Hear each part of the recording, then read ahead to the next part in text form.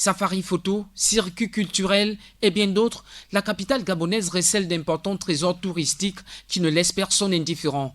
La mission protestante de Baraka est l'un de ces sites, mémoire d'une partie de notre histoire. Mais faute d'une réelle politique de conservation, la mission se trouve aujourd'hui abandonnée à elle-même. Le révérend Rostand Essonela, pasteur affecté à la paroisse qui donne son nom à ce lieu, appelle les autorités à s'y pencher. C'est pour vous dire qu'en 1842, c'est la toute première mission au Gabon. La particularité que nous retenons par rapport à l'installation ici à Baraka, et c'est là où on va trouver le lien avec l'histoire du pays, c'est que cette zone était un ancien parc d'esclaves. Baraka était un ancien parc d'esclaves. Déjà au niveau de la langue, pour ceux qui ont fait les langues sémitiques, la langue hébraïque, Barak, c'est la racine trinitaire qui veut dire bénir. Baraka, les bénédictions. Mais Barakao, c'est à peu près comme Barak. Là maintenant on s'approche au portugais.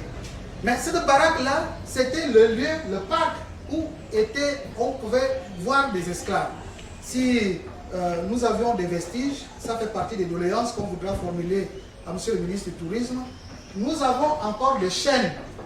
Vous arrivez au niveau de la présidence, vous voyez l'image de cet esclave libéré. C'est effectivement ici. Parce que ces chaînes qui ont été brisées, ces chaînes, nous les retrouvons, nous les avons encore ici. Et ce terrain a été cédé par un notable Mpongwe qu'on appelle Rarévonien. Et ce notable-là, en cédant, c'est ce parc d'esclaves qui va servir de point de départ de la liberté. Liberté du Gabon, liberté, je dis bien liberté. Donc, l'affranchissement, les libertés, le programme de liberté, le programme d'affranchissement, c'est aussi lié effectivement à l'histoire de l'Église.